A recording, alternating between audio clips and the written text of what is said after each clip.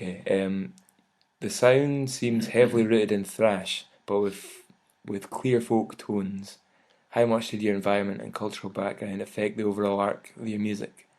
Who were some of your influences as budding musicians? Well, I was actually quite surprised to read, well, the Sorrow Eternal review and another review from England, both saying how it's quite thrashy, and I never really thought of us as being thrash because of the multitude of bands I'd say have pretty much influenced our music. Thrash bands are sort of lower on the spectrum, but I suppose when it is said, there are a few.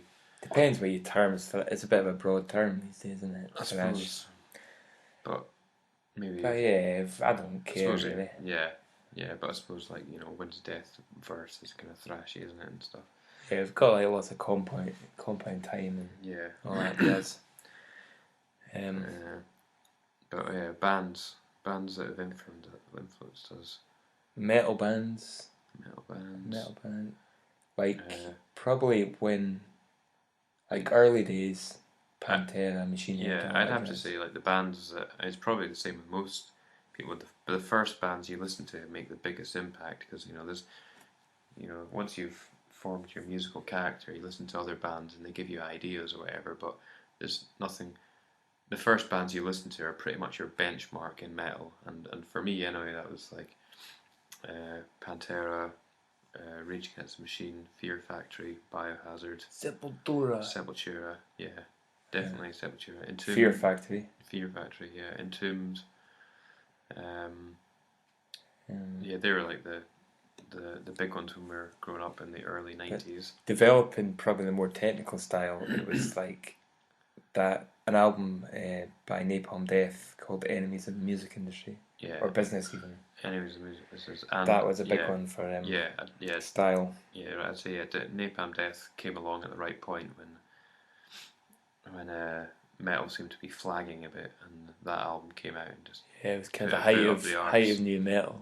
Yeah, and I'd have to say Cradle of Filth as well, just for their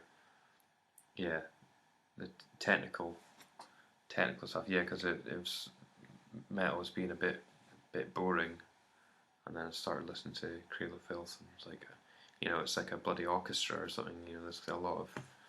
There's a million bands we can list really, but probably those first bands are the building blocks of everything that we've done, and also like classic rock like Led Zeppelin, Jimi Hendrix. These were all David Bowie.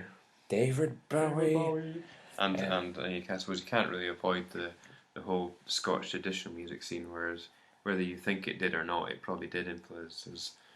You can't get away from the diddly diddly diddly. I mean, that's what people on Eigg listen to. Like, no one on Eigg actually likes the Massacre Cave. No. Well, they quite like the actual Massacre Cave. Yeah, they prefer the tourist attraction than the band. So up here, this is like the pop music up here in the northwest of Scotland. Yeah. Kind of Highlands. So it's all about. Yeah, so we were sort of a bit of anomaly. Yeah, or sort of everyone likes this novelty. That's what I'm looking for. Everyone enjoys us when we do play an Eigg. If it's sort of for the novelty value, just because they're like, what are those boys doing?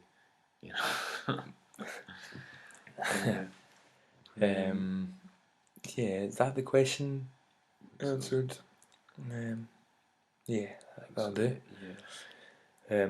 As for lyrical content... Wait, sorry. At the Gates, I have to say that With Fear I Kiss the Burning Darkness was a massive influence.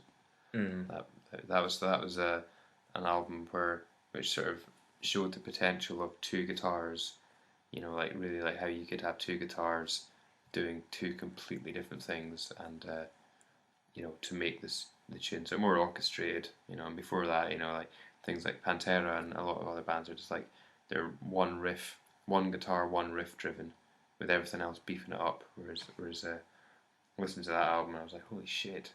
You can. I'd say for me as well, Carcass were like a sort of big thing for me. That kind of down-tuned, fast riffed, but melodic. Groovy. It's kind of everything that I like. Yeah. Lyrical content. Where do your ideas and inspiration come from? You can feel this one while I get another drink. Kind of just whatever comes to mind, really.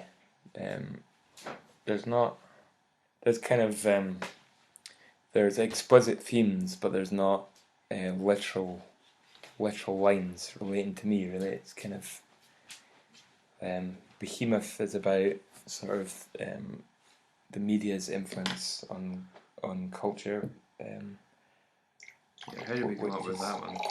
Because we came up with the lyrics for that together. I remember when there was a gig that we had to do, and it was all phonetics that you'd made up for it. Yeah. There was no actual lyrics. I remember we were just up here, and we pretty much came up with the lyrics in an afternoon.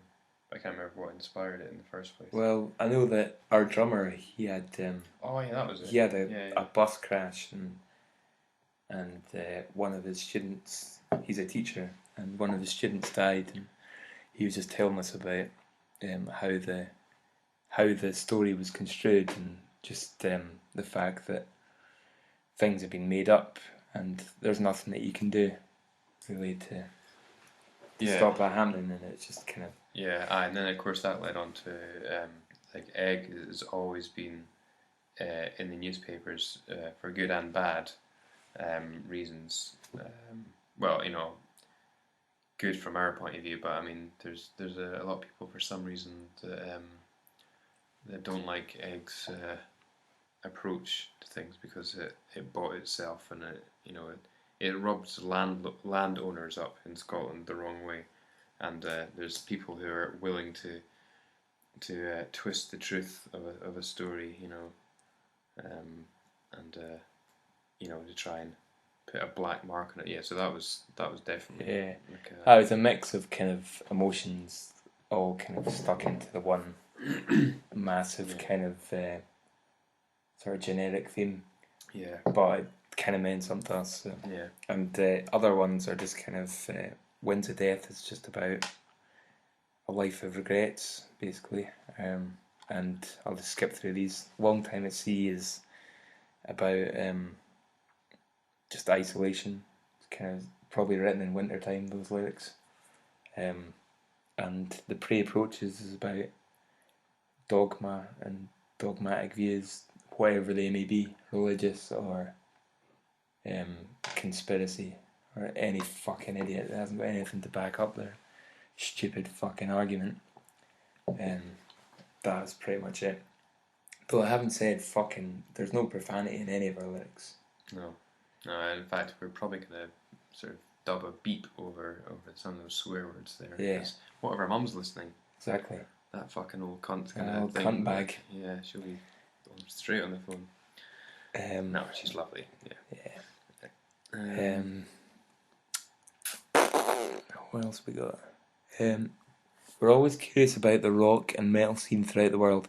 Despite the isolation you guys are saddled with, how has Scottish metal scene accepted you thus far? And with that in mind, what do your fellow countrymen find themselves listening to more often than not? Scottish metal and rock is basically based around Glasgow, really. I mean, all the cities have got a bit of this scene, but Glasgow's definitely the... Yeah, I'm not going to slag off Glasgow's scene, but there's not that much in it for my taste. There's a few great bands, like we've got mates called Amok. They've got a really good thrash band there. There's a few other bands. It's quite but we've never really been part of a scene. No, the Glasgow scene is quite bruiser. Yeah, sort of meathead metal, which we're never really part of. Yeah, don't get me wrong. I like kicking the shit out of someone in a mosh pit as much as the next guy, but yeah, I mean, I think there's a band called Man Must Die who are a great kind of deathy, new deathy, whatever the fuck you call it, deathcore band. Metal. Got signed to Relapse a while ago. they're really good. They're probably the most successful Glaswegian band, metal band that is. Yeah. I mean, Glasgow's more known for their kind of rocky indie scene than metal. Yeah, quite a number of biggish bands. But how they accepted us, they haven't. Yeah, no one fucking knows about us. Try as we might. Yeah. 'Cause we don't play that often, really. We try to. We take it seriously, but I mean, the thing is, like, we've kind of got managed to find a sort of niche where all our pals who don't like metal like us and the music on a not too regular basis. But I mean, we mostly play with non-metal bands. You know, we want to play with more metal bands, but I mean, we've played Fence Records, which is an indie label. We've played at 2 of their festivals, and we're playing at a third this year. And we always go down really well, just because you know, once people have watched 20 lesbians playing the acoustic guitar, that like fully electrified, they're ready for some cock action. Yeah, they're ready for some serious cock action. Yeah. Yeah. So I mean, we do have a sort of niche following, but it hasn't really grown that much, because it could be bigger, couldn't it? Yeah, I mean, that's the thing. I mean, live we do go down well really live. But unfortunately, our current fan base is a live fan base. They're like, oh yeah, Massacre Cave, yeah, they're good, they're great live, because we're not used to that sort of thing. But we never fucking play. They don't, they're not really into buying CDs, because they'd rather listen to lesbians smoking pipes. Yeah. Stuff like that. So if you want to promote us over there, then that's great. We thank you for every bit of promotion you've done so far, because everything like this kind of inches us forward for a bit more exposure, and you never know, one day something might happen. Yeah. What do your fellow countrymen find themselves listening to? Probably the same as anywhere in the world. It's an eclectic mix of everything. Yeah. I think the only difference being that Scottish music is not ironic up here. I know there's something about here in traditional music. Traditional music, Scottish traditional music. Something about, I've been to America a few times, and quite often if someone goes, oh, I've got some Scottish music, and they stick on a CD, it's something that in this country would have been found in the bargain bin in a shop, and it's old Hamish McSporran and his accordion, that sort of thing. So I mean, the idea of Scottish music to a tourist and actually to Scottish people is very different. Yeah, it's called more Celtic music, really. Yeah, sort of fusion. It's quite kind of, I hesitate to use the word vibrant, but I can't think of anything else right now. But because it's evolved, it hasn't like stuck like hardcore. It's like really, because it's really perpetuated by a bunch of pissheads the whole time who are like just hell bent on partying the whole time. It's in recent years mixed quite a lot with dance music and like electronic dance music, because Scottish traditional music is dance music, in its own right. So it's always changing a bit. So that it is actually quite. Yeah, it's our version of a disco up here in the Highlands. Pretty it's much. Like, it's all designed to dance and drink around. Exactly. That's 2 things we do.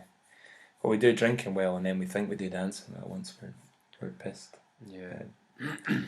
Massive cliche there for you. Right. I know you like your cliches. Yep. And like to wash it all down with a bit of shortbread, a slice of haggis. A tartan, tablecloth. Yeah. Bumfish banana. Etc. Whiskey and all that. Oh yeah. Okay. It's one.